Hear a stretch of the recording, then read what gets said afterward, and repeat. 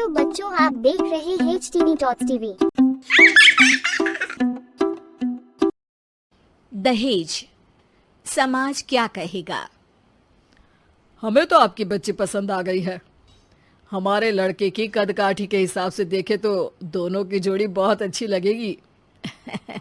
जैसा आप सही समझे।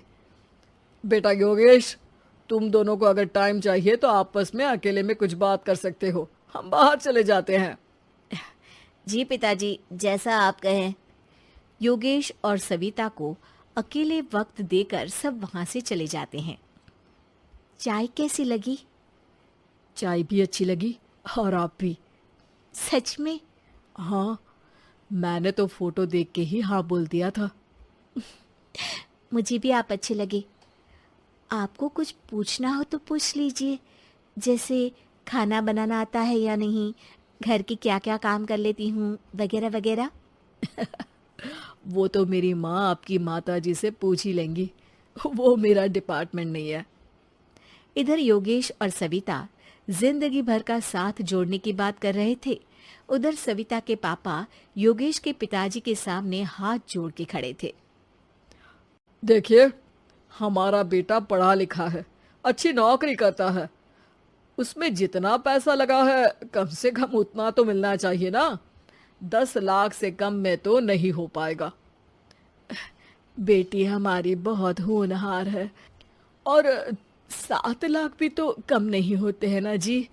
अगर आप हमारी बेटी को शादी के बाद काम करने देंगे तो 3 लाख तो 6 महीने में ही कमा लेगी। हमारे घर में ये सब नहीं होता। औरतें घर संभालती हैं और आदमी बाहर के काम। जरा मेरी बात तो समझिए। एक कार देने के बाद 10 लाख रुपए नगद देने में हमारी कमर टूट जाएगी और इसके अलावा टीवी फ्रिज तो देना ही पड़ेगा।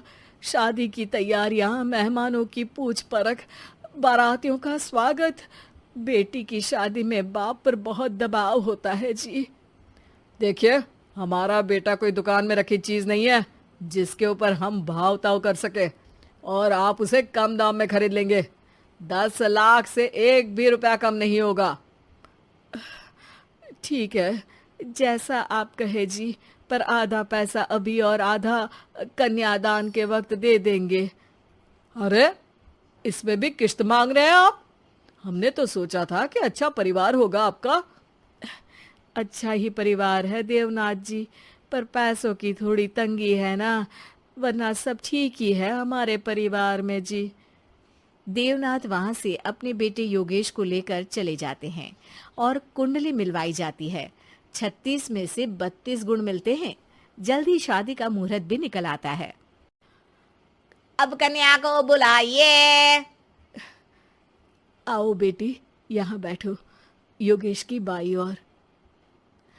मंत्रोच्चार शुरू करते हैं। मंगलम भगवान विष्णु मंगलम गरुड़ध्वजा मंगलम। सविता के पापा सविता और योगेश के बीच में जाकर बैठ जाते हैं। बेटी, तेरी माँ को यहाँ बैठना था, पर तेरी विदाई नहीं देखना चाहती होगी शायद, इसीलिए पहले ही चली गई। बाबा, हंसी खुशी का माहौल है। रोने का समय तो विदाई के वक्त होता है ना, तब ये इमोशनल अत्याचार कर लेना। अभी तो मुस्कुराइए, कैमरा आसपास ही है। तभी पीछे योगेश के पिताजी आ जाते हैं। अभी तक पैसे नहीं आए आपके यहाँ से? उठा लूं क्या बेटे को? आते ही होंगे। मैंने अपने छोटे भाई को व्यवस्था करने के लिए कह दिया था। अरे तो जल्दी कराइए ना, वरना देर हो जाएगी। समझ रहे हो ना आप? योगेश और सविता दोनों एक दूसरे की तरफ देखते हैं। सविता चाहती है कि योगेश कुछ बोले, पर योगेश अपना मुंह दूसरी तरफ फेर लेता है। पापा, कितने पैसे की बात की है आपने? अरे बेटी, तुझे इससे क्या मतलब? मेरी डील की है ना, तो मुझे तो पता ही होना चाहिए। कन्यादान की विधि शुरू करेंगे। तभी योगेश के पिता वापस वहां आ जाते हैं। पैसे देते हैं या बेटे को उठवा लूं? मैं आपके हाथ जोड़ता हूँ जी, थोड़ा सा इंतजार कर लीजिए। देवनाथ वहां से चले जाते हैं। तुम अपने पिताजी से कुछ कहते क्यों नहीं? उनके सामने कोई आवाज नहीं उठाता। ऐसा नहीं है, कोई तो उठाएगा ही। तभी वहां सविता के चाचा एक बैग लेकर आते हैं और सविता के पापा को देते हुए कहते हैं, 9 लाख ही हुए। आत्माराम इशारा करके योगेश के पिता को वहां बुलाते हैं। क्या? सिर्फ 9 लाख? बाकी 1 लाख कहाँ है? नहीं हो पाए जी, शादी के बाद कर देंगे। अरे आप बात से पलट रहे हैं। जल्दी से अभी के अभी पूरे पैसे लाइए, वरना बेटे को उठाऊं क्या? देखिए मैं आपके पाँव पड़ता हूँ। रुक जाइए पापा, रिश्ते हाथ पकड़कर जोड़े जाते हैं, पांव पकड़कर नहीं। बेटी तू चुप रह। नहीं, ये कब से बस कह ही रहे हैं कि उठवा लूं, पर कोई उठ ही नहीं रहा। लो, मैं ही उठ जाती हूँ। बेटा, अपशगुन हुआ। दहेज लेना सबसे बड़ा अपशगुन है, पाप है, पाखंड है। और योगेश, तुम्हें मैं पसंद हूँ तो कुछ बोलते क्यों नहीं? और तुम्हारे पिताजी, अरे देवनाथ जी, आपके नाम में ही बस देव है, काम तो आपके असुरों जैसे हैं। पर गलती आपकी नहीं, गलती मेरे पिताजी की है, जो आप जैसे लोगों को घर की दहलीज भी चढ़ने देते हैं। लेकिन एक बात साफ है, मैं आपके घर की दहलीज कभी नहीं चढ़ूंगी। अरे बेटा, समाज क्या कहेगा?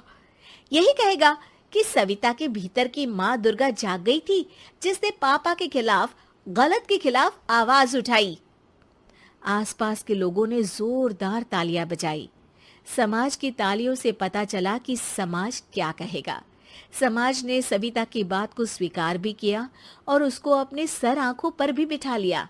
सविता के पिता में हिम्मत जागी और उन्होंने कहा, देवनाथ जी, आप कह रहे थे ना बेटे को उठा लूं क्या?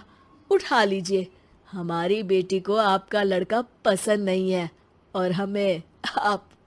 अगर आपको हमारी स्टोरी पसंद आई हो तो वीडियो को लाइक करें और ऐसी और स्टोरीज देखने के लिए चैनल को सब्सक्राइब करें और वीडियो आप तक टाइम से पहुंचती रहे इसलिए बेल आइकॉन दबाना ना भूलें।